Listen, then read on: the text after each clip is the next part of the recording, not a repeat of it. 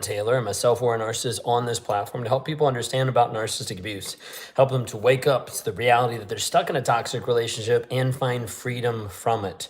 If you're a woman that's trapped in a toxic relationship, this live might be for you simply because it's an opportunity for you to express questions, concerns, frustrations, what you're actually feeling, what you're going through, to try to be able to understand the other side and try to be able to understand that there is a way to find your freedom. Even though you might not understand it right now, and you might not know how to be able to make through and how to be able to be free, there is a way. You're not crazy, you're not hopeless, and you're not alone. Reach out for help. Tonight I'm going to be jumping on and I'm just doing a live to be able to answer some questions, and I'm going to be cutting up an apple and eating some apple and almond butter for my snack tonight.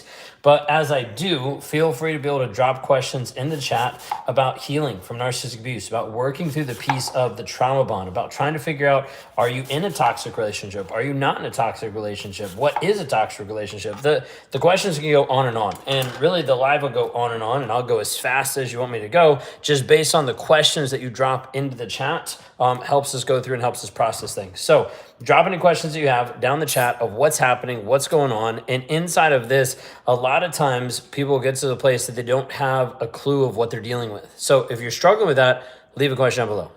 AW, I've been following you for several years. I didn't even realize I was in a relationship with a covert narcissist. If you have any information on covert narcissist versus overt, etc., that'd be great for people. Maybe 100%. I have several videos about that on YouTube. So if you go to my YouTube, Raw Motivations, there's a couple videos. I know one in particular that actually goes through the 9 diagnostic traits of narcissistic personality disorder and actually talks to both sides of it inside the video. So I talk about the 9 traits, and I talk about each trait, and then talk about covert versus overt inside of there. I would classify myself more on the covert side than I would the overt. There was more pieces that were overt inside of the workplace of being like full of it and being like, hey, I'm in charge of everybody, than there was the covert side. But there was also a piece of just my personality that was more on the covert side, period, because a lot of people would be like, oh, he doesn't seem like that mean of a guy. He doesn't seem like that crazy. And even people now, they'll watch some of my videos and be like, he's not a narcissist, and be like, well, yeah, a lot of my life has radically changed in the past 5 years, especially. There's been a lot of time, money invested, therapy. There's been a whole lot of stuff that has shifted from where I was to where I am now. And even so in my relationship with my wife, and like how much we've grown and changed and developed has been absolutely massive.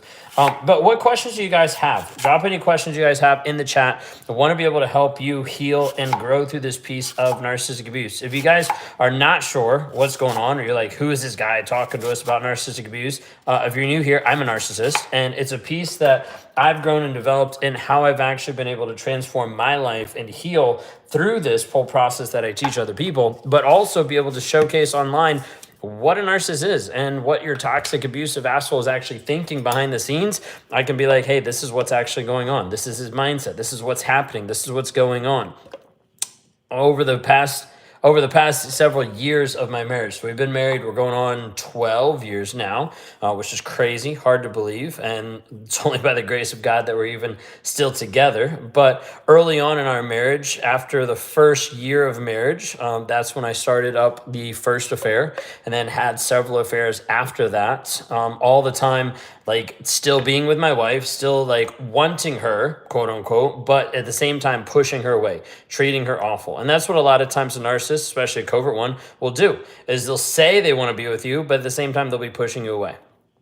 Inside of all of this, there was a lot of pieces that I didn't really understand of what was going on inside of me. I didn't understand my problems. I didn't understand anything about narcissism. I just kept doing the same thing I was doing, expecting different results, right? True insanity.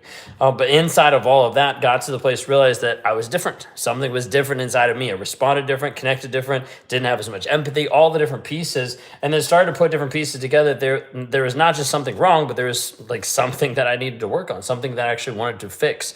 The reason why I came to this conclusion is I had someone look me in the eye and say, hey, if you want to be a man, you need to stop lying. And that was the biggest thing. That was one of the wake-up calls, is because I knew I lied to other people, right? I lied to other people about affairs. I lied to other people about what I was doing, how I was manipulating people. I lied to people about all that, but I never wanted to admit that I lied to myself. Right? That wasn't a piece that I really thought of. And then all of a sudden I was like, oh yeah, I guess I have been lying to myself. Now, this wasn't just immediate realization. It's been a process. And inside of that, I started actually going down the road of, okay, if I am a narcissist, what does that actually look like? How do I actually work on that? What do I actually need to shift, change, develop to be able to transform who I am? And then started working through the 9 traits, started working through the process of being honest. And it's been a crazy hell of a ride and a crazy journey the entire way. It's been 4.5, going on 5 years with one therapist, 6 months of EMDR therapy, lots of other different therapies in between. There's been a lot of coaching, a lot of development, a lot of investment on just things that I've been learning, working on, developing who I am. I just got back 2 weeks ago from an intensive that I went away on that still revealed more stuff of emotional vulnerability that I'm working on developing and having more of that with my wife and how to be able to connect with her even more. And even just coming home and being like, hey, one of the things I need to work on is emotional vulnerability. These are the things that came up, and that in itself started to be able to even open up even more emotional vulnerability with her. So it's been super cool inside of the growth and development. Anyways, that was my ramble of an introduction. But if you're new here, would love to be able to have you drop any comments, any questions down below. I'm going to throw away my apple core. I'm going to eat this apple, and then I'm going to move over to the counter so I can sit down, eat my apples and almond butter, and hang out with y'all and answer a bunch of questions. So drop any questions down below. I'm going to catch up here in just a second.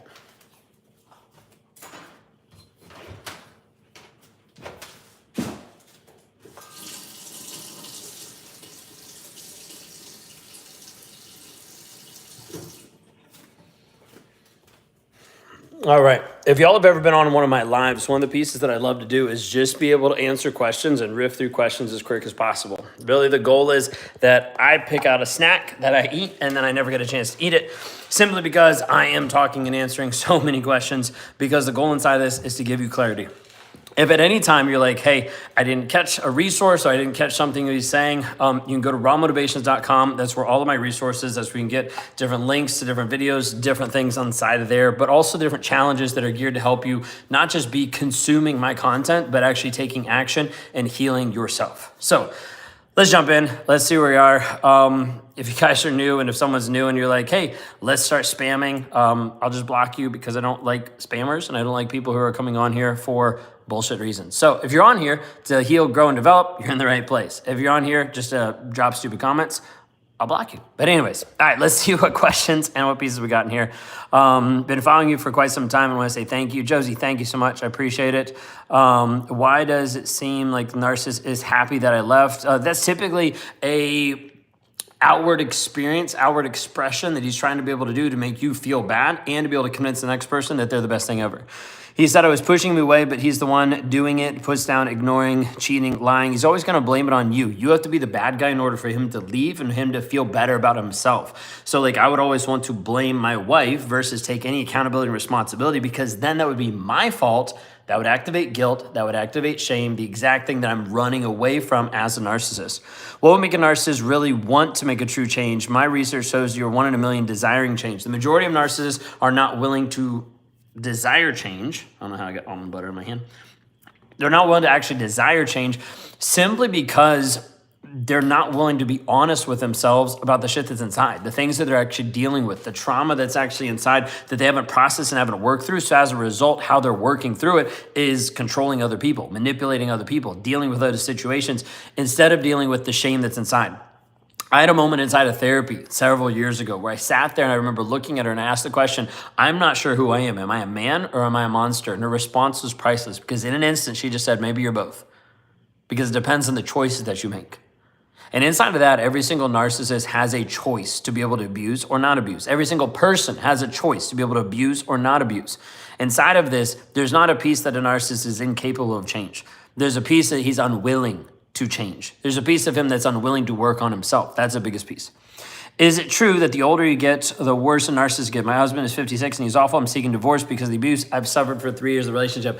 It's typically, I would say it's typically normal that I would say that, and I would go along those lines, that as a narcissist gets older and older, they typically get worse and worse, simply because their level just lowers and lowers of how much they actually care, and they just keep doing the same stuff or make it even worse for you. So a lot of times it does get worse.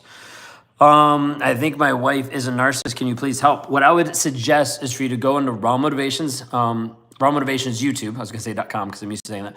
Go to YouTube, go to Raw Motivations and search DSM-5 or DSM-V or search 9 traits. It's gonna walk you through what are the 9 diagnostic traits of narcissistic personality disorder. Compare that and see if it matches up. It's like my husband's denial, 100%. That's what it is. Once you wanted to change, how quick does your life start showing a positive way of living? That is a really good question. I am awful with timelines. My wife is way better than those. That's why I write my timelines down so I can actually remember. As far as true transformation and actually a shift massively, what I would say inside of that would be close to like a year and a half. It was not a fast process. It was a process that woke me up, but inside of waking me up, I was still full of lies. So I went through a process, I went through a challenge that I'll walk different guys through to help them show up honest. But the problem was, as I went through and I worked on showing up honest, I showed up as 90% honest, and I still kept this air of I'm being honest now with myself while I still had the 5th affair. Yeah. So inside of that, there was still so many layers of bullshit that I wasn't willing to come clean about for a long period of time, that while I was working on myself, I wasn't actually working on myself. Yeah, there was pieces I was learning and understanding, but I wasn't actually coming clean with all of it. So because of all the lies, it was just going to keep perpetuating the same things over and over and over again.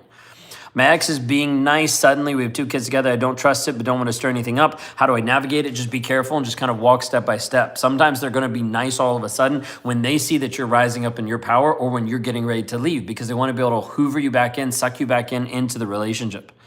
I'm so hurt. He's posting a lot of pics, acting on dating sites. He's not even looking for drama yet. He started fights over nothing. Would pick at me, picking me apart till I said something, texted, then ignored. A lot of that is like the back and forth, back and forth, back and forth. McKay, yeah. You said, I want to know about your course online. The most popular one that we have is called Survivor to Thriver. It's a 6-week course that helps you break the trauma bond, eradicate the triggers, and stand up in your own confidence and power, giving you tools, coaching calls, and opportunity to connect with the community to help support. Let me know if you have any other questions. I'll answer those. He said, my teeth are too straight, made fun of the way I walked, talked, really mean. Yeah, they're going to find anything and everything, all the positive pieces about you that they first said they liked. That's what they're going to put down. Why? It's areas of being able to control you. What do you do when property is tied up trying to get free? You either get rid of it, bring in legal advice, but separate as much as you can so that you don't have to go back and forth with this guy, because he's only going to use different items in your life to manipulate and to control being able to interact with you. Get an attorney, 100%. Yep, Lisa, great job. Why are narcissists so good at creating boundaries but not respecting other people's boundaries? It's a really good question. I want to break that down for a second because I want to push back on that question. I'm trying to think of the right wording. I don't think narcissists are good at boundaries. Okay, I think narcissists are good at limits, rules, and controlling. And the reason why they don't respect other people's boundaries is because they actually don't respect you at all. Because the only person that they actually respect or that they're looking at in an ego sense is just themselves. But I would kind of push back saying that narcissists create boundaries, because I don't see that. Boundaries are for you. Okay, that's where I'm gonna go with this. Boundaries are for you. So here's the thing. If a narcissist is actually creating a boundary, it would mean it'd be 100% for him. It would never be for you. When he's putting it on you, those are laws, rules, limitations on you. Those aren't boundaries. So just not picking at you, but just picking at you, because I want to make sure that question is actually true. Narcissists are not good at creating boundaries because they actually don't create boundaries, and they don't respect other people's boundaries because they don't give a shit about you. All they care about is their image. All they care about is like what they're actually looking about themselves. Find your videos helpful. Thank you very much. I'm at the stage where I'm trying to stop ruminating, but it's hard when they won't stop popping up no matter what I do, but no content for a while, but nothing I do seems to work. Mariah, please reach out. Go to rawmotivations.com/survivor and sign up for our Survivor to Thriver challenge, simply because when you say stop ruminating, that's one of the biggest things that I know we can help you actually fix and work through, because rumination is one of the ties, one of the pieces of a trauma bond. And I know exactly how to be able to help walk women through that, because we've walked hundreds through breaking the trauma bond, breaking the rumination, so it no longer has a piece that's holding you hostage. That's a massive piece. So go there, shoot me an email, whatever you need to do. Like, would love to talk to you, but like want to help you with that. Inside that challenge, you get some face-to-face time inside of some group coaching calls that I run, but it's a fantastic way to actually show you that there's multiple women who have broken the trauma bond and no longer ruminate, no longer think about them. The goal is that you get to a place where you're indifferent. You could walk down the street and just pass them and be like, okay. because you're healed and you're so far forward. You're like, this guy doesn't even look attractive to me anymore. That's the whole piece. But reach out. We could definitely help with that. My husband was so badly controlling. I said no to anything. He would rage and scare me. It was like as soon as I married him, the devil came out. He had an addiction. I left 6 months ago. Debbie, I'm glad you left. Or reach out if you need help with that. But a lot of times you'll see the switch happen after major events.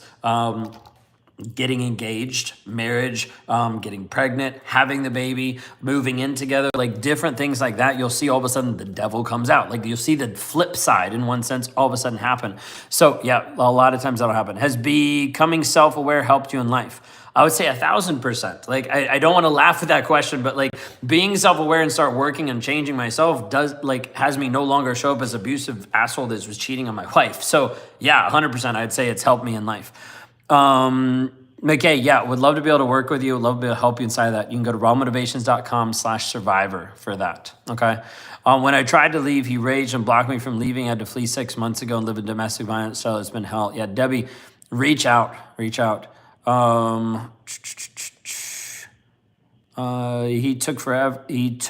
from me, and then when I stood up to him, he got so mad, insulted me. You could get rid of your old personality, narcissism. I would say it's not like a piece you can just click and get rid of, but yeah, you can work on growing, developing, and transforming so it no longer affects. It's been a long process. How does someone turn into a malignant, covert narcissist after being so good of a person for 7 years? The emphasis would be covert. A lot of times you see a covert narcissist that will be look like a good person for a long period of time. Then all of a sudden there might be a triggering event. There might be something that goes back to something and it pulls out an option that all of a sudden it flips it. Josie, if you're struggling with rumination, want to be able to help you with that. Go to rawmotivations.com/survivor. I know we can help you with that. You could get rid of your narcissism. So let me be clear on side of that. My brain, it still connects and still understands every single aspect about narcissism. That's why I can come on here and I can answer these questions and know exactly what the narcissist in your life is thinking, going through, working through in a lot of different ways. But inside of that, what I've worked on a ton is learning how to be able to shift and have transformation from the inside out, which is coming to a place of agreeing and understanding and being honest with what I'm dealing with. Majority of narcissists are not willing to be honest, which is why they can never work through the shame, work through the guilt, work through the emotional stuff that's happening internally. They're not willing to deal with that. For me, I've been willing to actually work through the shame and start bringing it closer and closer in so I'm not running away from it. Me learning and understanding that shame wasn't a bad thing in my life, but it was actually a thing that was like raising its hand, being like, hey, you need to focus on this. You need to shift this. You need to work on this. Shifting the whole story of shame has started to shift my whole personality as well. I wanted to give myself a year to heal and see if he shows himself respect, but not waiting for him either. I hope our kids to have a dad. I will always have a spot in my heart. Lindsay, how are you doing in the healing process? That's the reason why I ask is because that's the main thing I focus on. Inside of that, the goal is you growing, developing, but focusing on you. So you're doing the right thing, but that can be super hard with kids. Would love to connect you with some women who are healing with kids and have those issues as well, because it's difficult. The narcissist caused me a heart issue during COVID. I was dying and he broke with me at the same time. No empathy. Yeah, a lot of times it's no care at all. Where do I reach out to? I'm sorry, I'm driving. Where do I reach out to? You can go to rawmotivations.com and then it shows everything there just to make that easy for you since you said you're driving. But it gives you different options. You can do a breakthrough call with me. You can jump into Survivor to Thriver. That's one of the best challenges that we have that also has group coaching. So like you're going to interact with me. I'm going to answer your questions, work through those as well.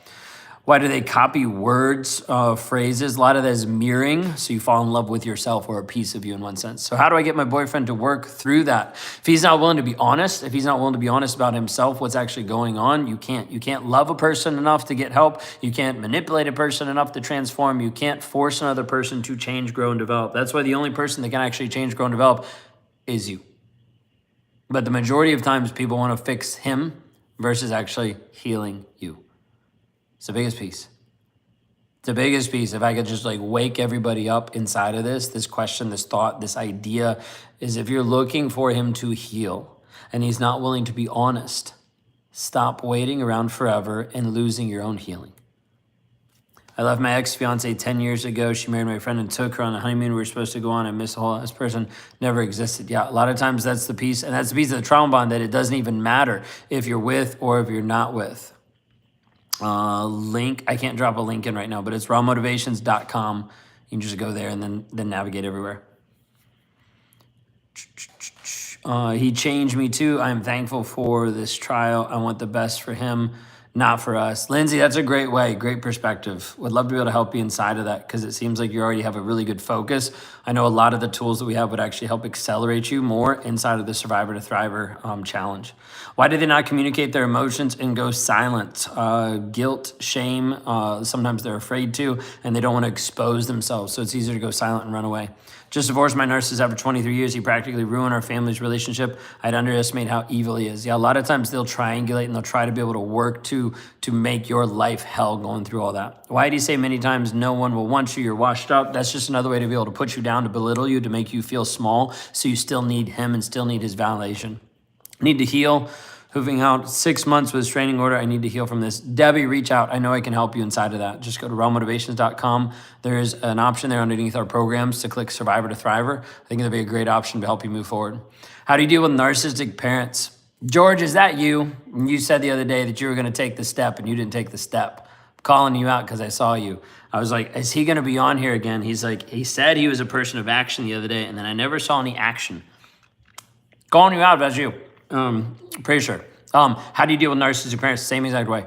You set boundaries, you focus on yourself, you heal and you grow. Same exact way.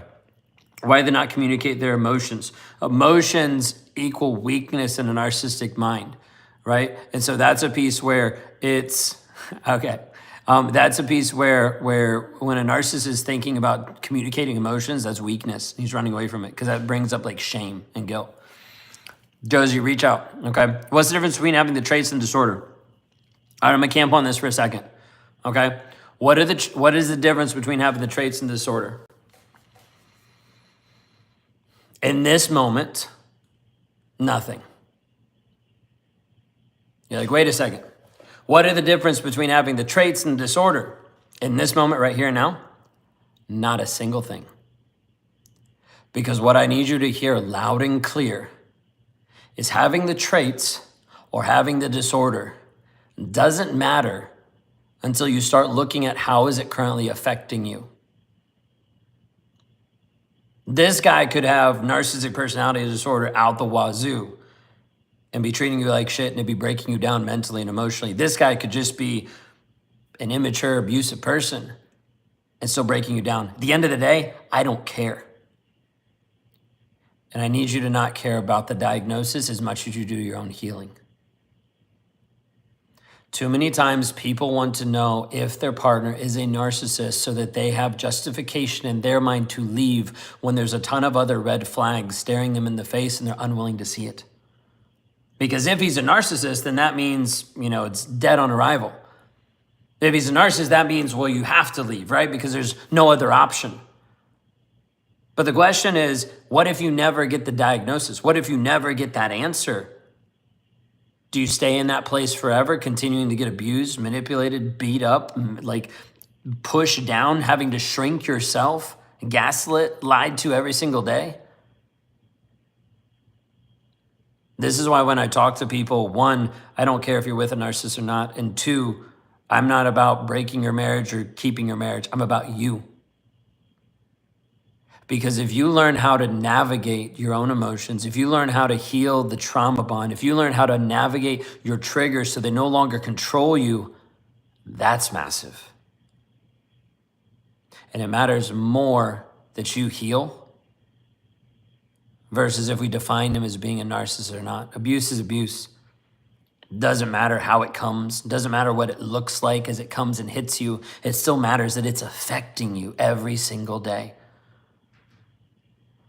And inside of everybody that's watching right now, I want you to understand whether the person that you're with is a narcissist or not, doesn't matter worth shit. What matters is how long are you going to continue letting the person affect you the way that he's affecting you. Because if you're the one that's shrinking, if you're the one that's getting beat down mentally and emotionally, if you're the one that can't express their feelings, you're not even emotionally safe. If you're the one that has this trauma bond and keep going back to this toxic person over and over, doesn't matter if he's diagnosed or not. What matters is you keep putting yourself in a situation that's destroying you. And until you're willing to see that, nothing will change. until you're willing to acknowledge the red flags that are in your life, that are in your relationship, until you're willing to let go of the actual reality of, is this guy a narcissist or not? And focus on you so that you can actually heal and have the clarity and the confidence and the certainty to make those decisions on your own, you'll stay stuck. What I do is I help women who are trapped in toxic relationships, in or out of them, doesn't matter. Break the trauma bonds, eradicate the triggers, and stand up in their own power. If that's you today and you're working on this, or you feel like you're trapped in this, then it's time for you to go to rawmotivations.com. You can apply there for a breakthrough call. We can sit down, we have a conversation, see what may be the best fit to be able to help you heal. But if you don't make a step for you, you're going to take too long. Too long. And then you'll look back and you'll wonder, why didn't I leave earlier? Label doesn't matter. How it affects you, 100%. Let's catch up to some of these comments. Was it, do narcissists play like they're stupid when they get caught lying? A lot of them can. That's one manipulation tactic. Why do you say before, do you need me or do you want me? He's trying to get validation. What made you stop fearing the emotions of shame and guilt? A whole lot of therapy, a lot of meditation, a lot of God, a lot of stackings, which is what we teach inside of the process that I work through. Shame and guilt, I'm going to get through some of these comments, but remind me if we get through some of these comments and then there's none. And I'll tell you a story about shame and dealing with it a little bit. But shame and guilt have been a big piece in working through eradicating it and not fearing it. Part of it is just changing the story, changing what you actually believe about it. Why did the narcissist string me along for so long? Because he could, because you kept going with it, and because he wanted control over you.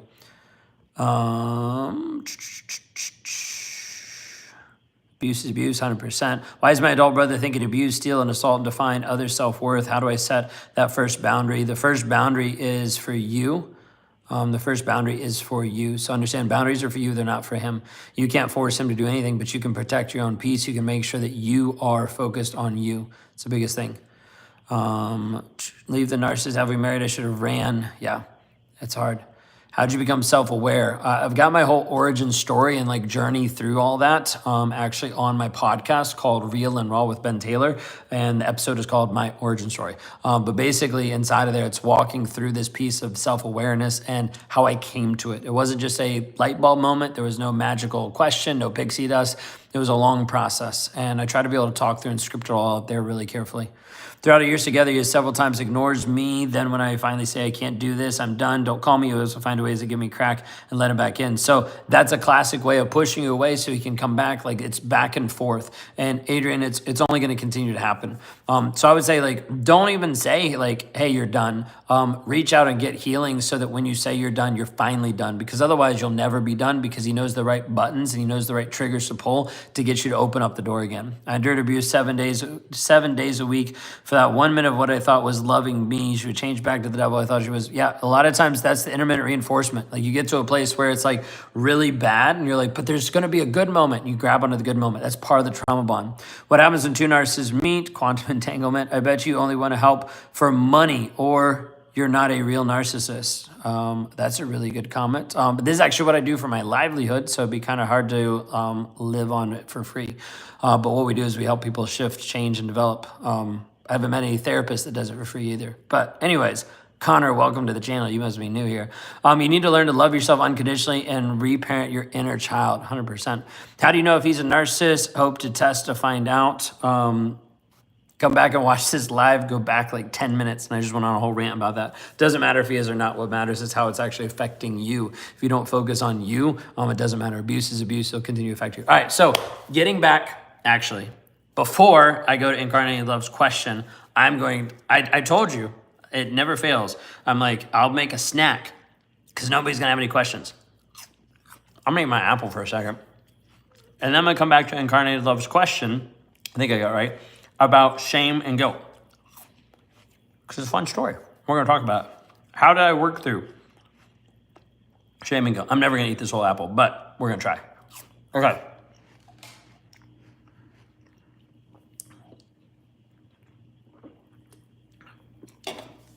2 years ago, 2 years ago is when I had probably the biggest epiphany inside of shame and guilt. It was actually inside of my business, which is kind of cool. And it's more of a business technical piece, but the story all connects. So bear with me. God laid on my heart, and I knew there was a couple things that needed to switch inside of my business. One of the things is I had to move stuff where we were actually having our servers and we were having our funnels and we were having our communities from a couple backhouse stuff to ClickFunnels. So I signed up for ClickFunnels, started going through it, and I got into ClickFunnels and I was like, holy cow, I don't know what the hell I'm doing. And I freaked out, canceled my subscription. I was like, can't do it. And there was a piece of me that was shameful inside of it. There was shame that was there of like, I'm stupid, I can't figure this out, like I'm dumb. And the shame had always been with me in multiple degrees. It was just something I was actually looking at and highlighting now and seeing. And so I started to realize that throughout my entire life, there have been a lot of times that I had been able to walk through a lot of challenging circumstances with technology, with business, with working through different situations and stuff, just because I was good at X, Y, and Z. And what it had is there's a lot of aspects in my life that I was able to work through because of my ego and because of what I thought about myself. So visual representation, because this is something that I meditated about and kind of came to me. All of my life, there's been like these walls in front of me, and my ego had been so strong, so big that I would just blow through these walls. So like technology barrier, figure this out, boom, like go through all this, like just figure shit out. And I would go through all of these barriers with my ego always just like pummeling and like going through these walls. Like I was just kind of like bam, bam, bam, just like blowing through walls. So then I get to this one that all of a sudden lays me out. And there's this whole piece of when I had to go to ClickFunnels. And all of a sudden I'm like, well, I'm too stupid. I can't figure this out. All of a sudden I hit this wall and I'm laying out on the ground, and it's almost like shame walks around the wall and is like making fun of me. I'm like, haha, can't get through this wall. Like calling me a bunch of names. That's what it felt like. Okay. So this is the epiphany that I had inside of shame.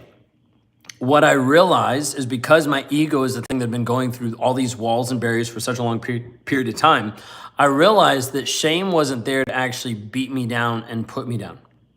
Shame was actually there, was calling out to me, being like, be careful, watch out, this is gonna hurt. And I didn't want to listen. So, incarnated love, when we go back to this piece of shame and guilt, one of the pieces that shifted my perspective of shame and guilt and helped me start to work through it was this process of understanding that shame is not always a bad thing. In my mind, how I view shame is like the end of the world, death, like it's gonna be like dismemberment, like I'm going to die, right? So that's a piece where I always want to run away from it. So I had to reframe the whole piece of shame to be able to understand shame was actually trying to let me know that there was going to be an issue, there was going to be a problem, that my ego is not going to be able to go through this wall. So that's why I signed up for ClickFunnels. I'm like, I'm too stupid, I can't figure this out. I canceled the subscription. Then I worked through this whole process of shame and came back to ClickFunnels a couple months later, and then already had like stuff up and running. Like it was like super fast. Why? Because there was no longer shame in my life being like, well, I'm stupid because I can't figure it out. It was like, oh, here highlights an area that I need to work on. Here highlights an area that I need to shift. Here highlights an area that I need to hire someone. Here highlights an area that I need to ask questions or I need to do research. And so being able to reframe shame has been one of the massive pieces inside of my growth and my development to work through it. Same exact thing with rage. Rage wasn't necessarily a reframe. Rage was an opportunity to be able to see what's underneath. Rage is not a core emotion. Rage is just a outworking of something that's deeper inside. I don't remember all of this because it was probably 2-ish years ago. I had a meditation, and inside of meditation, I like meditated and I was seeing like a version of myself. And this version of myself was just like, kind of like if you think about like the Inside Out movie, like it was just the red ball of fire kind of guy. And that's like the version. I just saw like this red ball of fire, and it was me. It was like rage, like embodiment and rage. And then there was this other piece over, and I don't remember exactly what it was, but it was like love or connection. And when those two pieces melded, all of a sudden it kind of dissipated. And what was underneath was like a younger version of me that was just scared. And all of a sudden I realized that a lot of my rage came from a place of fear, that I was like worried about stuff. What's up, Cheeky? Can you text mom when she's coming home? I can't text her because I'm on the live right now, but I do know she is coming home. She finished up with her friends and she's on her way home. Does she just have traffic? Yeah, we have lots of traffic. with all the construction. Okay. All right, but you're supposed to be in bed. You did that? What?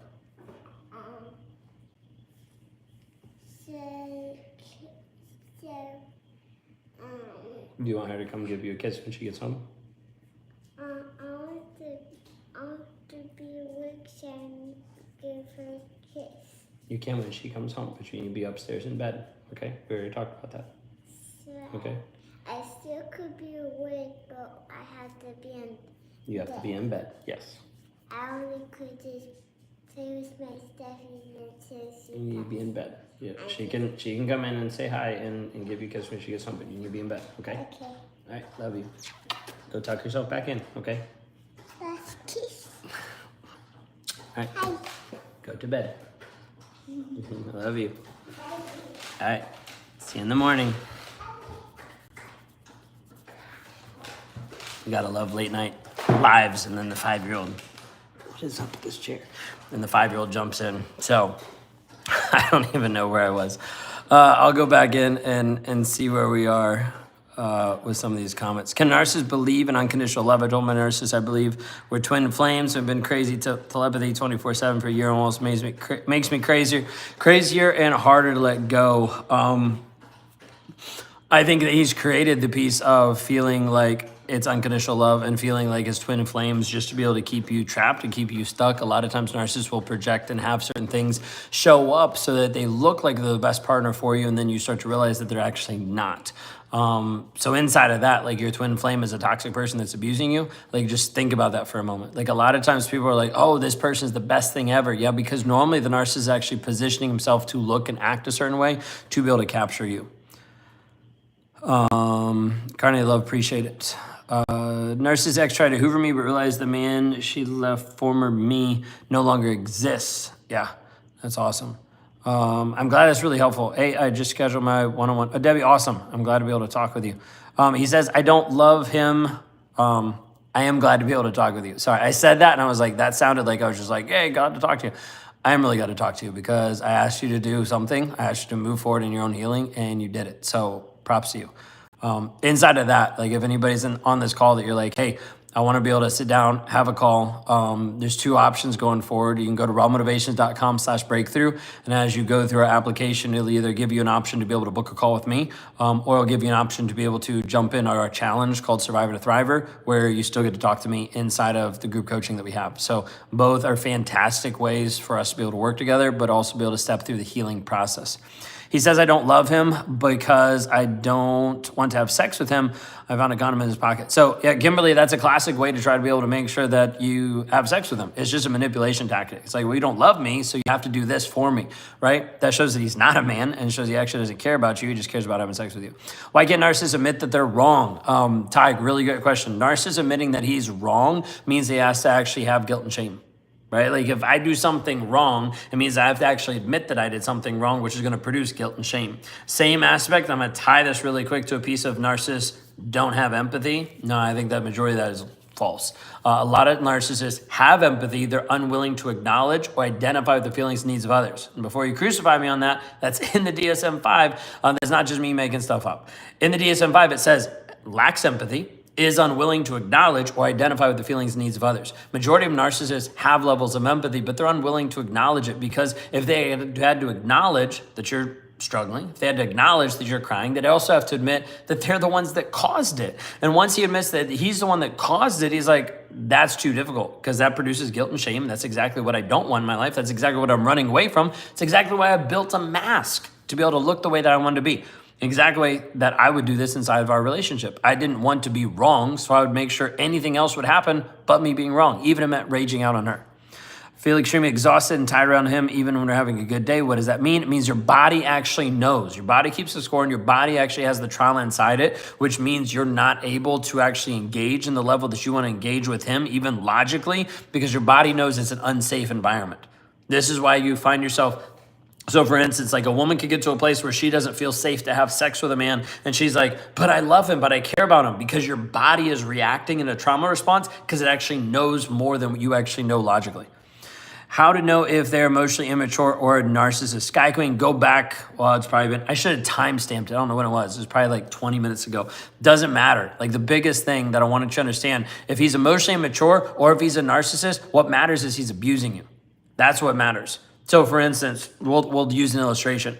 If the guy in your life comes up to you every single day and he slaps you in the face, is he emotionally immature? Is he a narcissist? Is he bipolar? Is he ADHD? Guess what? I don't give a shit. What I care about is that he's hurting you and that we need to actually help you heal. Now, I say that aggressively because I want you to wake up, and I want not just you, but other people to wake up to the reality that if you're looking for a diagnosis, one, this isn't the place because we don't diagnose people. And two, what needs to happen is the focus has to be flipped back on you. Because if you don't focus on you, you'll be like, but while he's hitting me every other day, can we figure out if he's a narcissist or not so I know if I'm justified to leave? No, you should be leaving because he's hitting you every day. Okay, at the end of the day, abuse is abuse, and it doesn't matter if he's a narcissist or not. What matters is the abuse that's affecting you, and people oftentimes are looking for a label to justify leaving or not versus looking at the reality of if you have clarity about the situation and how it's affecting you, would you walk away? This is why inside of breakthrough calls and inside of working with people and inside of like an intake call that I do with people, getting people clear to understand how it's affected them and where they actually want to go and what needs to shift is like one of the main things I do. I don't focus on him. In fact, I tell people coming into a call, I'm like, hey, we're not going to spend a ton of time talking about him because frankly, he's not here, he's not on the call, and he can't shift and transform because you're the one that's here willing to actually put in the work. So let's talk about you. How has this affected you? Where do you actually want to go? How can I help you get there? And if it's the right fit, then we talk and we move forward. But inside of this, what has to happen is the focus has to come back on you. They'd rather blame you than say they're sorry. 100%, 100%. Are narcissists aware of their blame shifting behaviors? A lot of times it is like automatic, and a lot of times it's a piece of being aware of what they're doing, which is immediate avoidance. Like, how can I avoid the situation? Let me shove it off. Let me put it on someone else. King Gibbs becomes drama bonded to the narcissistic boyfriend. 100%. At times now dating, I notice I'm capable of some of the same things that were done to me. Holly, a lot of times that's narcissistic flees, and that shows a piece that there's still healing there to happen. Doesn't mean that you're broken, doesn't mean anything's wrong, just means we need to help you actually heal and actually get rid of some of those traits that you've picked up by being with a toxic person and learning how to find coping mechanisms to be there. Can narcissist legitimate be an awesome father? I know he triangulates me and our daughter. Does that put her first to trigger, does he put her first to trigger me? 100%. Like triangulation is meant to do that. And can a narcissist legitimate be an awesome father? Well, let me ask you this. Can he abuse you and show up as a good parent? I don't think so. I don't think that's a reality that exists. And too many people want to justify, well, he's a good dad. Bullshit, because if he's treated you like crap, he's not been a good dad. He's been an awful role model, and he's been an abusive father to like the kids by proxy by you. And then people are like, well, but he's a good dad. And I'm like, well, he's not, because he's limiting child support. So you actually can't provide for your kids the way he needs. Well, he's being a good dad. There's a lot of ways that he's not a good dad. And the first way I would say is a lack of honesty. That's what happens middle of the road for every single person. Why does it seem the nicer you are, the meaner they are? Because he doesn't care about your niceness. He cares about control over you. Your niceness is just feeding the fire and actually enabling him even more.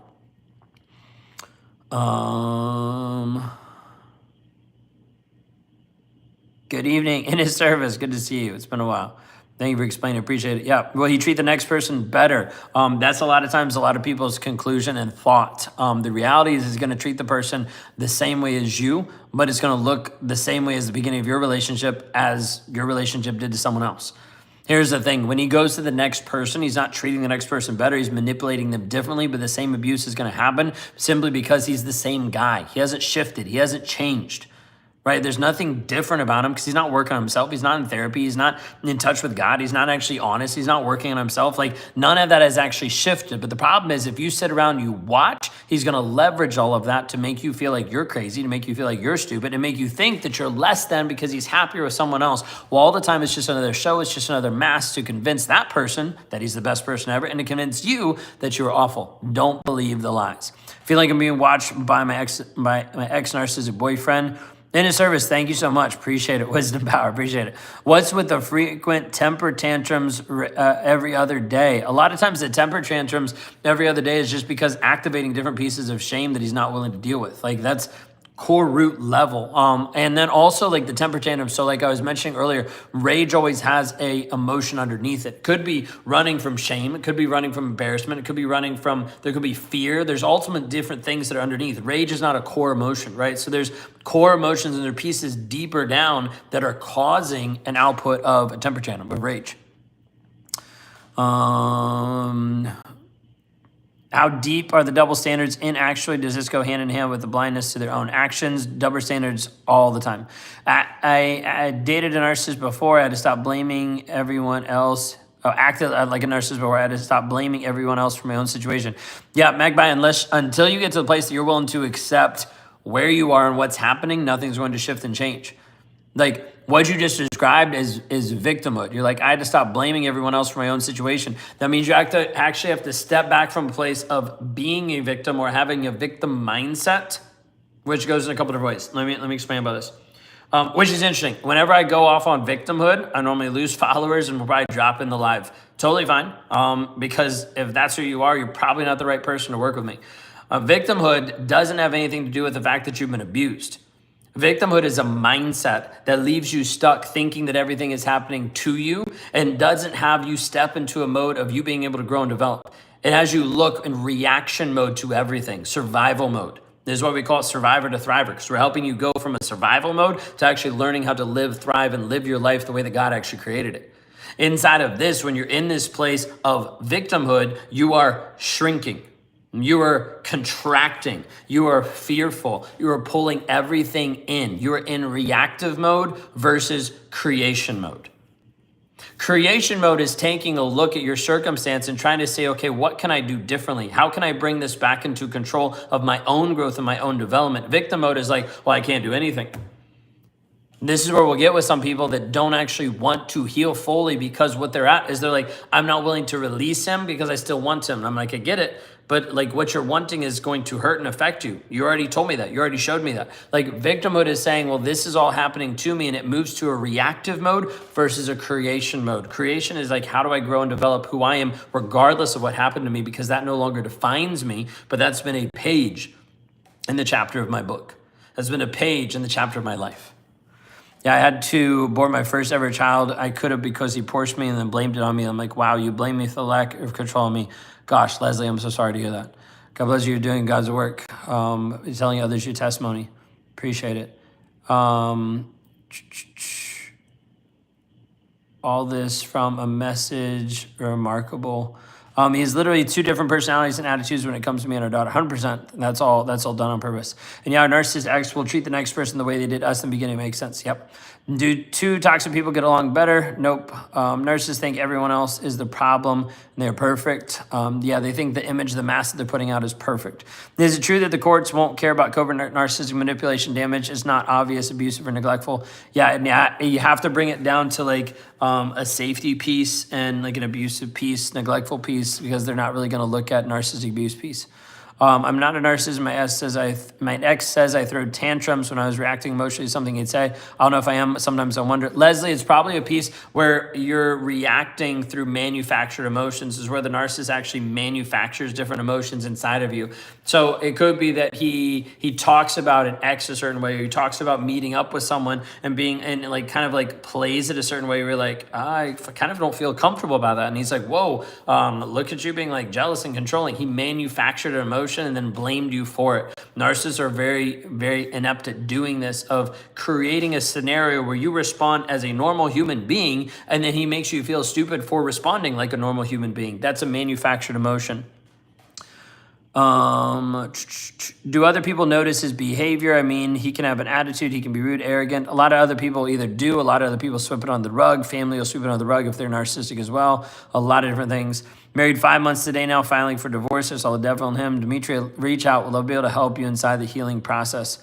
I literally had to stop blaming my ex for mistreating me too. I chose to stay with him for 5 years. I don't know, it's hard to accept, but I got tired of being hurt and upset and meaning nothing to my ex. Yeah, 100%. I'm glad that you're moving forward, just like getting out, getting free. Wish I could send this to my ex, but he's such a narcissist. He wouldn't take it the right way. No contact is best. Yeah, stay no contact and focus on your growth and your development. Like focus on you actually healing. How do you get a narcissist to completely leave you alone, even after threatening to out them? Either one, out them, or two, go to the police, or three, go completely no contact, and so that there is no way for him to have contact or him to interact with you. What is the best way to show support for them so they feel safe to actually be honest with their emotions? So you have to be careful with this, because if you try to just make him feel safe, oftentimes he's going to use that and try to take advantage of you, because then you're showing supply in a certain way. The piece of it is he has to do the work on his own, and you can't create the best environment for him because he doesn't respect you to start off with. A lot of times people are like, what can I say to get my narcissist to actually wake up and understand? I'm like, you have to realize, you have to remember, this guy's been treating you like shit for such a long period of time. He has zero respect for you, zero care for you. What makes you think he's actually going to listen to you this time? So inside of this, you have to understand, like when you're talking about showing support so that they feel safe to actually be honest with their emotions, you have to be very, very, very, very, very, very, very, very, very careful, because a lot of times narcissists will use that type of empathy to use you longer and to get supply from you. Okay, so just be really careful. You're nice enough to allow your partner to use you like a punching bag, almost believing this is how you're going to love them. Yeah, a lot of times people think like this is what is it? What is it? This is the toll, right? This is the price I have to pay in order to get love. I have to go through this abuse and then I'll get love on the other side. It's never that way. Is Hoover a butt dial? I never called him. Hoover could be anything. Just ignore it and block him so that he can't call you. My husband is a narcissist idiot, but he never lets me talk and always talks over me. His anger is out of control and has two personalities. Sherry, it's time for you to work on you. Get some healing and focus on how to be able to manage some of those triggers. Break the trauma bond so you can step up in your confidence.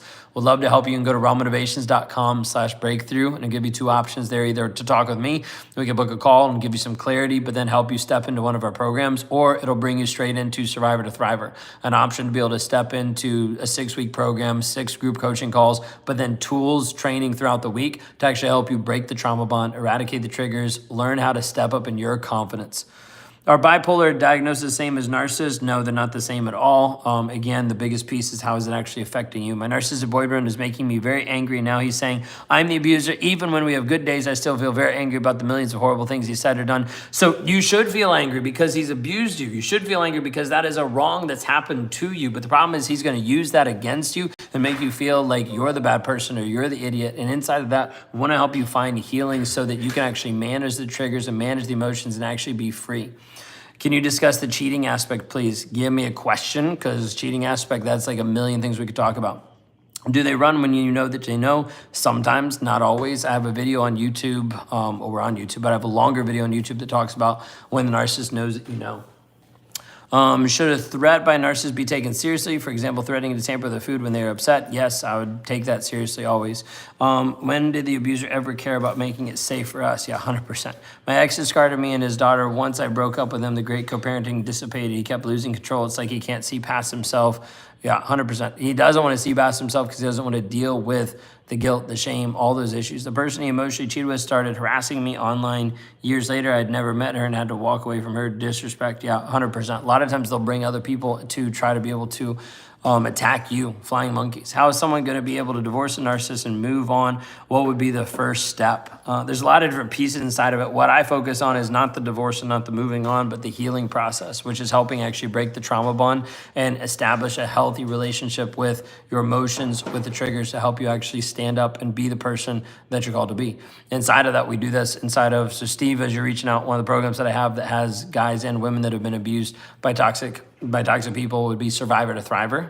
You can access that at go to rawmotivations.com/survivor. Watch a video, hear some testimonials just to see if it connects. Then that would show you a step-by-step process to actually heal from that. Why the love bomb, then jump to contempt? The love bomb is to pump you up and the contempt is to pull you back down. That way he still has control, right? If he's still making you jump up and down, then he still has control over you. I've been more keen to become a better person and grow, then I think he'll just fall away without effort. Yeah, that'd be great, but no, it doesn't really happen that way. If you break the trauma bond so you're indifferent, then you might have a piece of that. But if you're just trying to be a better person for him or inside the relationship, like nothing's really going to change or be different there. We're divorced. He has a 16-year-old daughter, brainwashed that I'm the bad guy regarding everything I do and say. How can I help her see me for who I truly am? Don't talk bad about him and focus on you so that you actually show her what a healed version of you looks like, what a healthy version of you looks like, what a confident version of you looks like. If you want to save the kids out of your own healing comes your kids' redemption, not the other way around. You can't focus on making them shift, change, making them see it. You focus on living your life in such a way that they're like, whoa, no matter what he says, mom shows up this way. Mom shows up steady. Mom shows up confident. Mom shows up with certainty. That's what we want to be able to help you see. I have such a hard time dealing with the lies, deception, sneaking secrets for 40 plus years, up to this very second, lies every single day, multiple times a day. Jody, so it's time for you to stop accepting lies and start focusing on your own healing. I want you to do this by going to rawmotivations.com/breakthrough. It's just an option for you to be able to see how to be able to work with me, but also how to be able to help you heal from that, because there's a lot of betrayal that you're going through. My ex lives less than 5 minutes away. Acts like we don't exist. My ex is bipolar with narcissistic personality traits, but I believe he's actually a narcissist. Yeah, a lot of times you can have different pieces where there's different comorbidities between the two. I went through this 3 times in a row, and finally, after 9 years with a boyfriend, I broke free and have the intense therapy for my CPTSD. Teresa would love for you to reach out, mainly because when you see this happen multiple times in a row, it's only setting you up for more failure inside of doing this again and again and again. We see this all the times when people come out of a narcissistic household, when they grow up with narcissistic parents, they fall in love with someone who's narcissist, then they keep going to another narcissist because they feel safe inside of that. I'm stuck in a narcissistic family structure, parents on top of narcissist BPD, but have some pretty bad flying monkeys, enablers, scapegoat. I'm medicless dependent adult, use it to control. Hi, how's it going? I just want to say hi. I know you're rolling. Now you're good. Kayla just got back, so she was just saying hi. Did you get a new shirt while you're there? No, I took this as like my sweatshirt because it was gonna be chilly, so I changed, like, but it's like thin. I was like, you didn't cold. leave with that. No, it wasn't as like chilly as like last night, but it was like definitely chilly. Hi, are you on YouTube? Yeah. Hi, YouTube. I don't ever really show my face. I cut an apple, and I was like, maybe if I do an apple, I'll be able to eat it, and that did not happen. Wow. It didn't happen. They've been asking a lot of questions, really good questions.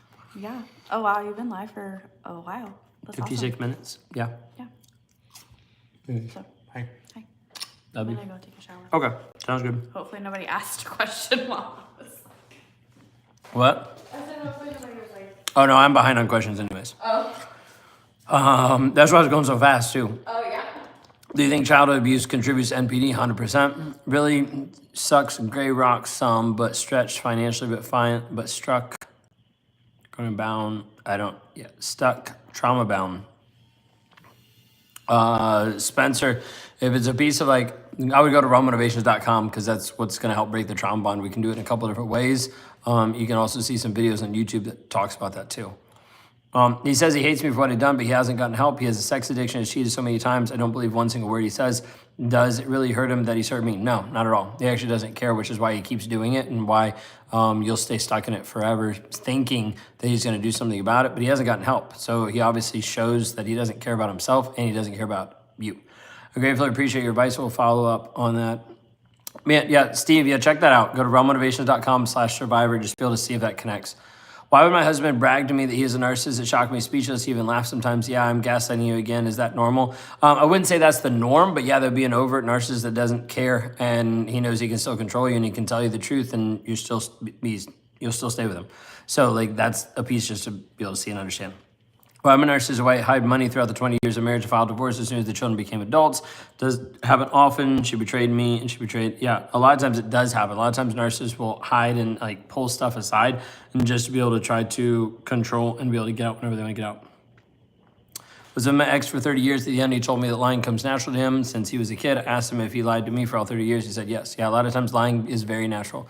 The problem is if we aren't healed, we're only attracted to these types of people. We learn to love it because it magnifies 100%. So that's why I'm saying, like, if you all are seeing a pattern or a cycle, or you keep going to a toxic person, or you've been with different people and then the same people, just different faces, please reach out.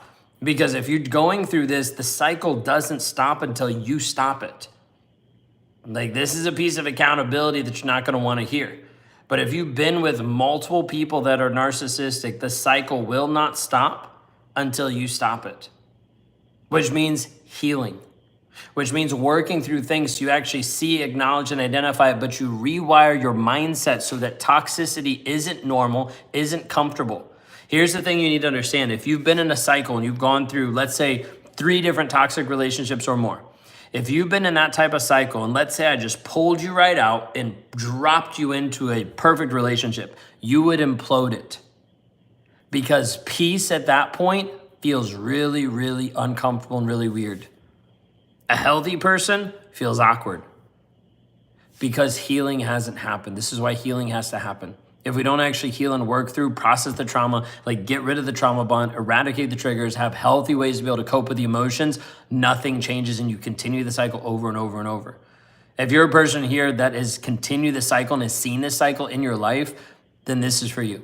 And go to rawmotivations.com/breakthrough. You have 2 options there as you fill out an application, either one-on-one call with me and we can talk about our intensive, or a piece of where you jump into Survivor Thriver. 6-week program that I have, tools, training, coaching that happens inside of it to actually help you break the trauma bond, eradicate the triggers, help you heal with the emotions so you can actually move forward.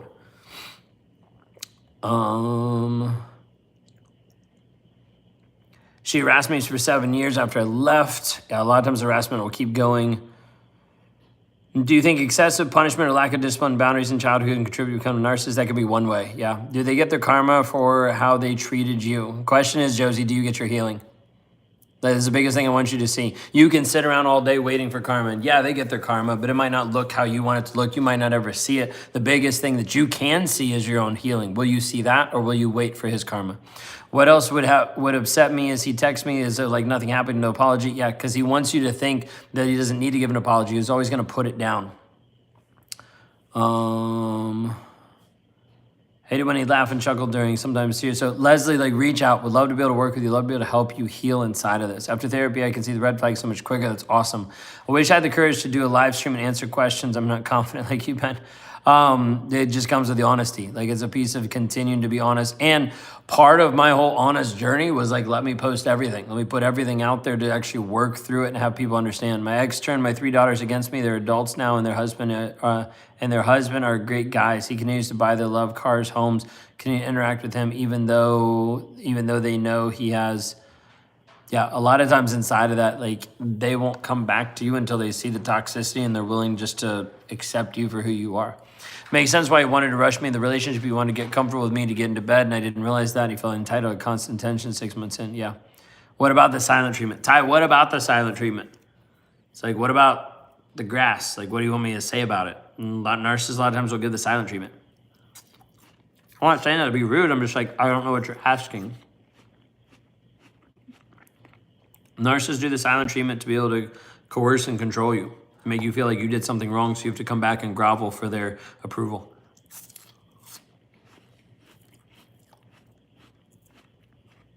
Y'all have had some fantastic questions. That was a good solid, like 45 minutes straight of just nonstop.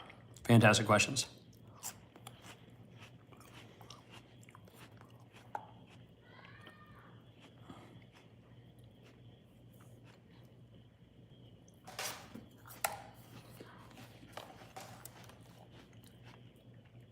What advice could I give you about doing a live stream? Index scale, I don't know. Did you...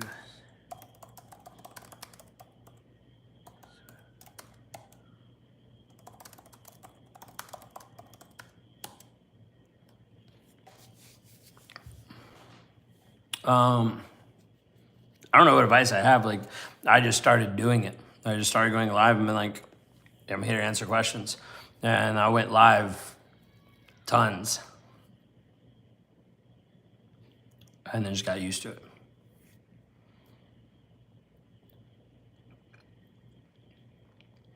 All right, hang on.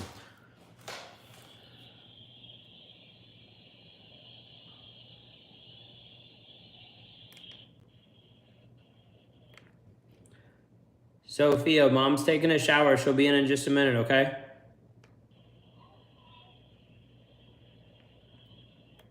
Don't worry, she'll come give you kisses.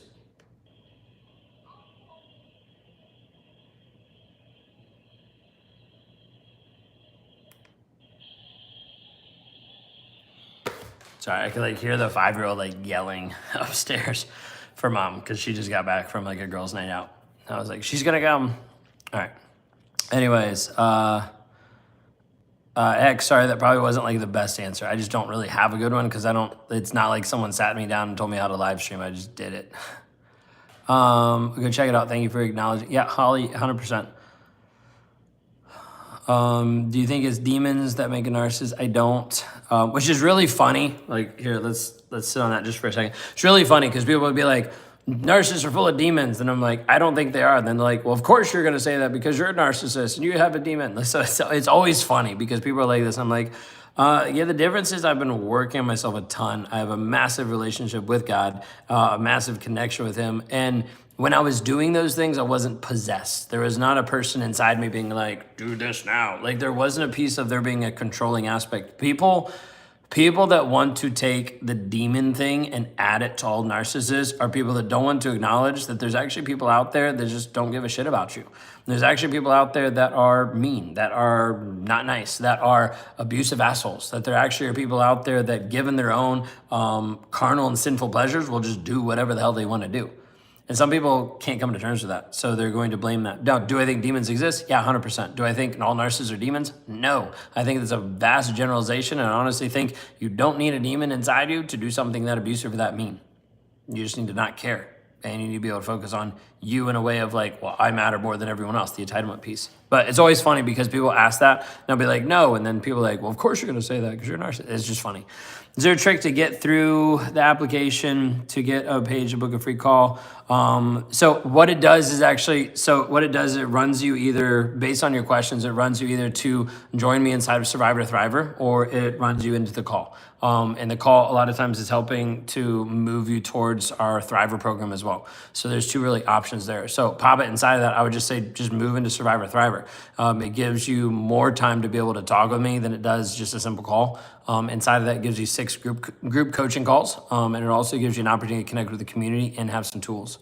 How dangerous are they? Actually, I still feel afraid sometimes. I would take everything very seriously from a narcissist. I would be very careful. Do you have a nice advice for people who have children with a narcissistic parent, so using the court system to further abuse them? I wouldn't say I have an advice like necessarily from like the court perspective, but just from your perspective, healing you helps you actually work through your own life. Like healing you helps you show up for the kids in a massive way.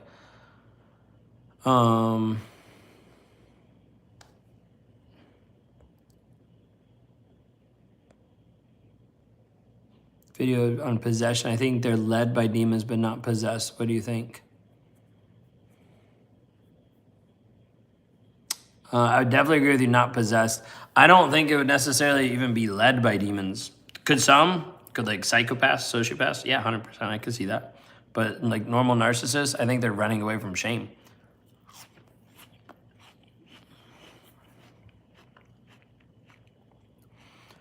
We have choices. Guys, I will never excuse a person who chooses to hurt me verbally, emotionally, 100%. Why would they go into contact with a toddler? Because he doesn't care about the kid. Do you have to choose to care about people? Everybody has to choose to care. Narcissist just doesn't choose to care. So yeah, there's a piece that like I have to choose to love my wife. I have to choose to care about my kids, 100%. How do I know if he ever loved me 26 years of marriage and I don't know if he ever loved me? Is he with you now? Is he showing up now? Is he abusing you now? That's ultimately what matters. Because what I would say is what you see now shows you the demonstration of his love. If he's not with you, can you really say that he loved you all those years? Well, he loved you, he just abused you. It doesn't work that way in my book. How do you co-parent with a narcissist? Look at my video on here, YouTube, a longer video, where it talks about co-parenting with a narcissist because it leads you into parallel parenting and also using the BIF method.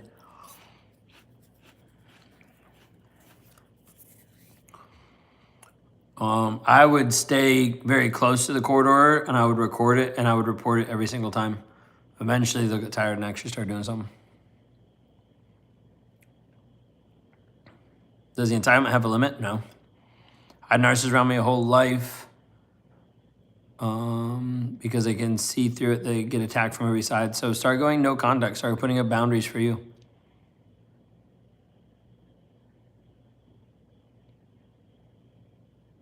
Apologies, no change behavior is just BS. Yep, it's just manipulation.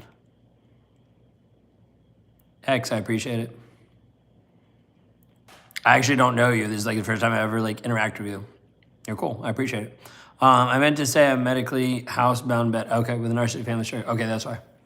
That makes sense. Love will never hurt you, yeah. Co-parenting is a nightmare. Yeah, you have to start parallel parenting and you have to use the BIF method, which is brief, informative, friendly, and firm.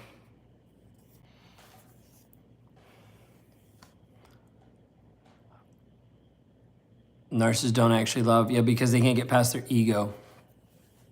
Narcissists don't love because they can't get past their ego. Think of it like you have like a wall, and you're on one side of the wall and he's on the other side of the wall, and I'm like, hey, while this wall's in between you, give each other a hug. You're like, well, I can't hug him because he's on this side. Well, he can't hug you because of this side. Yeah, that wall is his ego. Until he lowers the ego, there's no love that can actually happen because he's too entitled. He's too focused on himself. May I explain boundaries? Yeah, let's do it really quick. Boundaries are not limits. Boundaries are not rules. Boundaries are not regulations. Boundaries are not things that you're imposing on another person. Boundaries actually have nothing to do with another person. They have everything to do with you. Majority of the time when people think of boundaries, they think of what I need to tell another person to stop doing to me, et cetera, et cetera. And then you're like, well, you broke that boundary. That's because you don't have a correct perspective of boundaries. Boundaries are limits that you're willing to take for you. So let's give an example so it doesn't sound like I'm just talking out both sides of my mouth. You have a boundary of wanting to be in a relationship with someone who is faithful, with someone who is not a cheater. That's not going to be DMing other women and looking at nudes online and interacting and going out and having sex with other people. You're like, hey, I want to be with someone who's faithful. So if you look at it from a limit perspective, you're just like, hey, you're not allowed to cheat on me. Like that's really like the limit aspect, the rule aspect. You are not allowed to do this, right? And then the narcissist is like, you put a boundary on me. You put this on me. You're abusive. You're controlling. The difference inside of a boundary is the line in the sand of how much shit you're willing to take. Which means you're like, hey, I want to have a relationship that's faithful, that's loyal. So that means my boundary for myself is I'm not going to be in a relationship with someone who is unfaithful. So that means if you want to go cheat, go cheat. But when you come home, you're not coming home to me. Do you see the difference?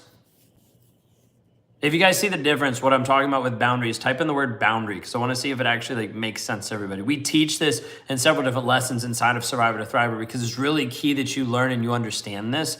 A boundary is never for the other person. A boundary is for you. It's the line in the sand that says, this is the level of shit that I'm willing to take. After this, no more.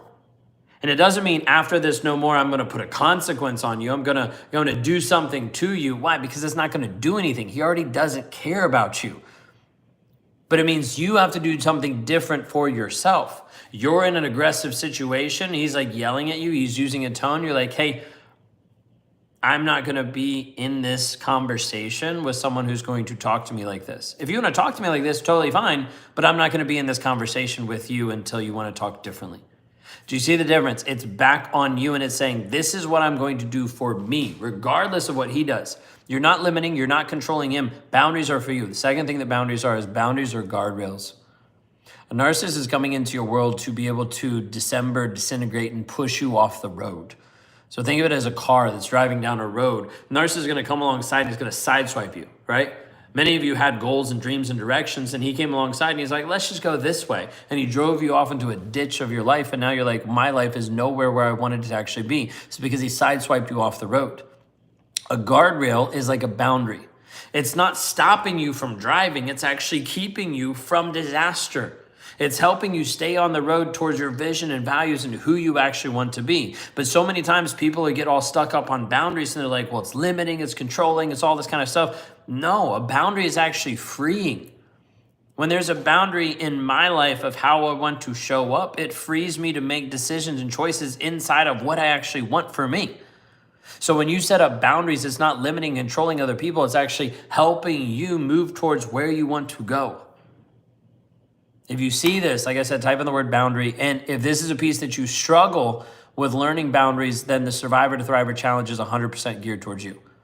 Because it's going to help you break the trauma bond, work through the triggers, work through emotions, and help you establish healthy boundaries. It's going to dive into depth of what I just riffed through and talked it through in just a couple seconds, but it's going to illustrate it, talk through it, and like walk you through this process so you actually see and understand how you can create healthy boundaries for you and how those boundaries will help you find freedom and not limitations.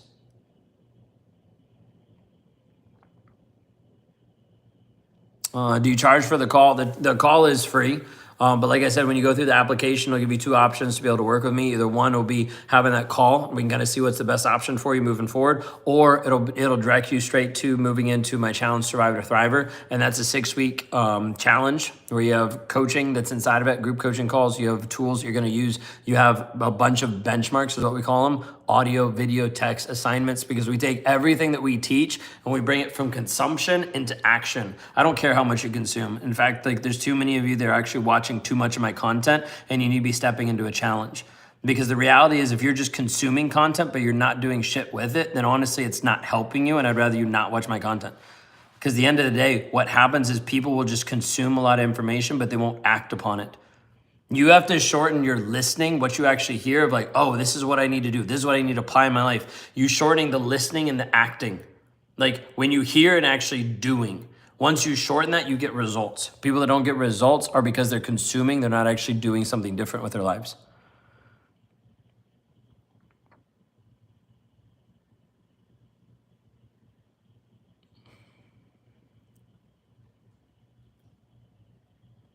I'm just like catching up. Boundary, you guys said a bunch. If you don't respect your own boundaries, you can't expect anyone else to respect it.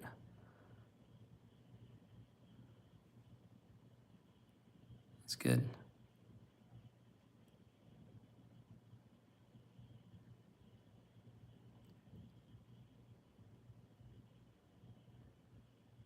I'm just like catching up. Sorry, there's like a ton of comments while I was like riffing on that. How do I interact with enablers that try to be both friend and the narcissist friend? If they're trying to be your friend and they're trying to be the narcissist friends, that means they don't care that he abused you and they shouldn't be your friend. Josie, reach out. We'd love to talk to you. I've got several clients that are in Canada. I think one might be in Alberta. I'm not sure.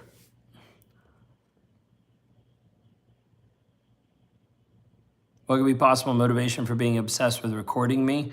Video and audio, I've heard it called surveillance abuse. Could be to use it back on you to make you look like you're the bad guy. Learn the narcissist will never respect your boundaries, even if you respect your own. That's very true.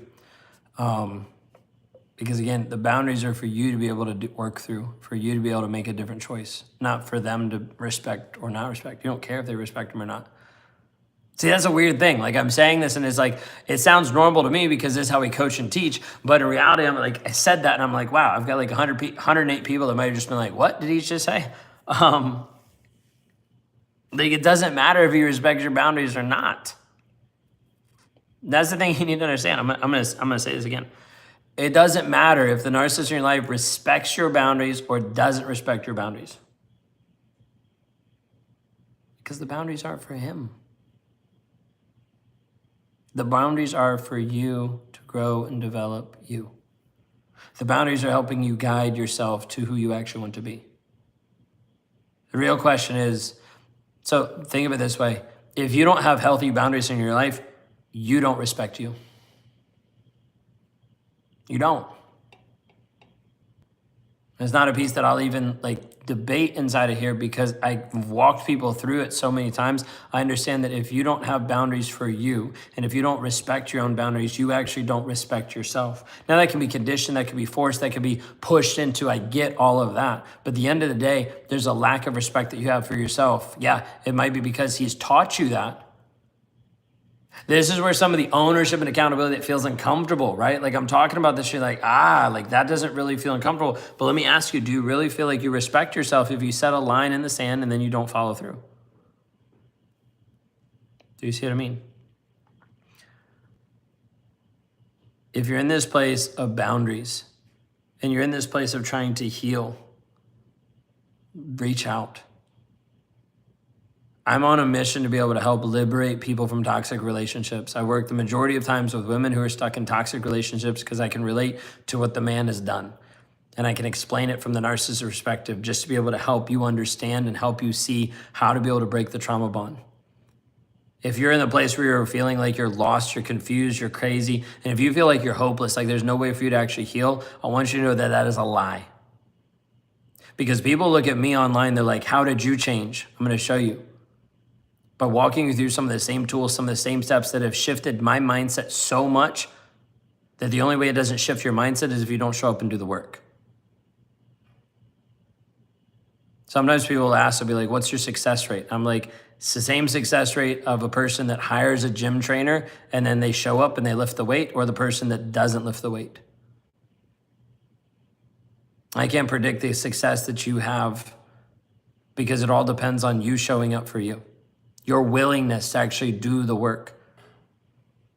Inside of some of the groups that I have, like our Thriver Intensive, like I'm with you there the entire way. You've got 24/7 access to be able to message me anytime. Why? Because you need someone inside of your back pocket to be able to say, am I crazy in this moment? What do I do? How do I process that? And I'm like, okay, let's work on this. Let's use this tool. Let's work through it this way.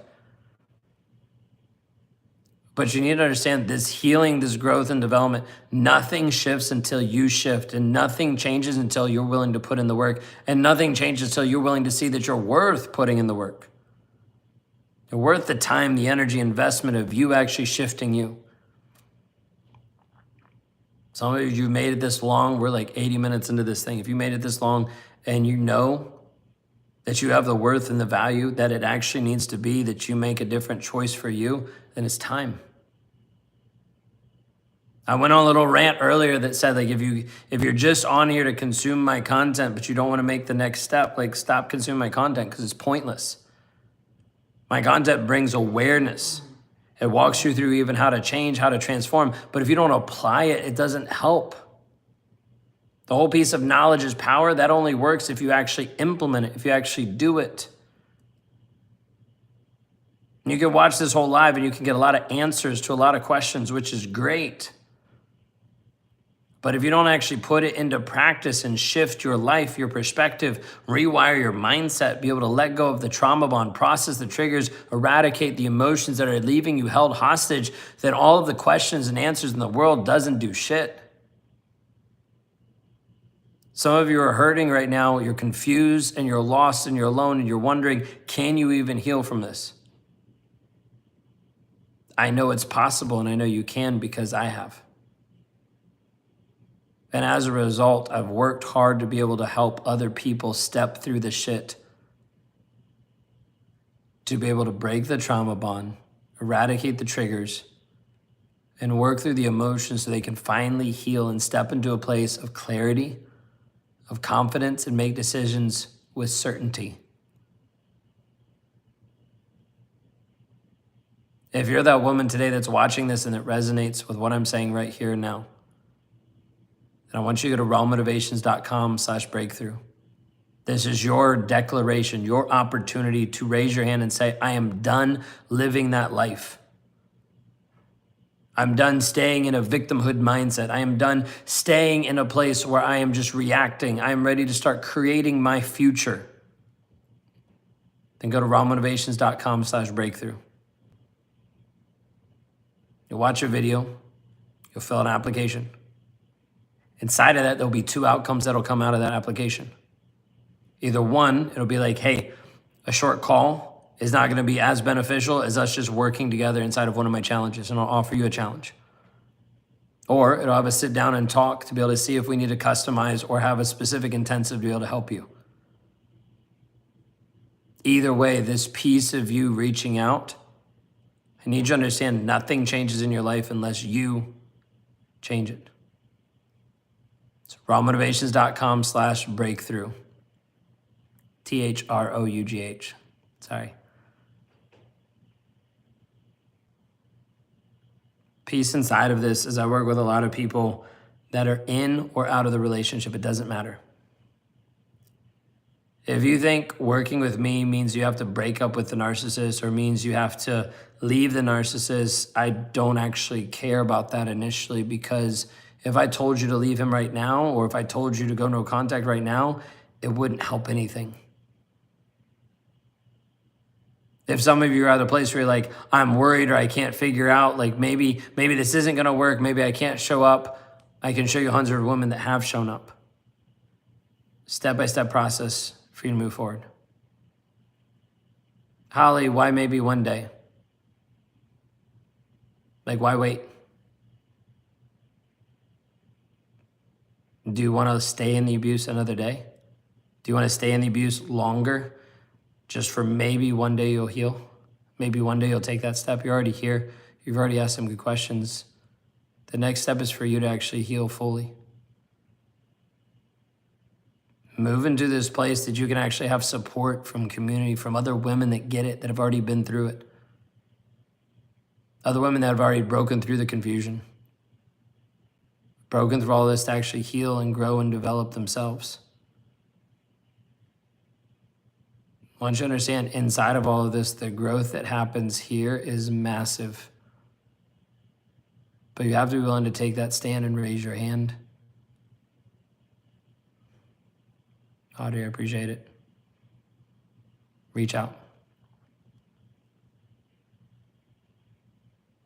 Go to rawmotivations.com/breakthrough. If this has resonated with you, if you see yourself inside of these situations, at the very least, I just challenge you to go to that site. Watch the video. If it resonates, if you connect, reach out. If it doesn't, that's okay. I'm not your guy. But for those of you that know that I am the guy to help you heal and grow and develop you, rawmotivations.com/breakthrough. I'll see you on the other side. It's late. I'm tired. The only way I'm going to finish my apple and almond butter is if I get off this live. So I'm going to do that. Y'all have a blessed and wonderful night. Thank you so much. All the love, all the support, all the questions. Y'all have done a fantastic job. Just asking a ton of questions has been amazing. I appreciate each and every one of you. And I implore you, if you're stuck in the cycle and you feel like you can't be free, just know that it's a lie. Reach out. We can help you work through it piece by piece. Thank you. Thank you. Y'all have a blessed and wonderful night. I'll talk to y'all soon. Take care.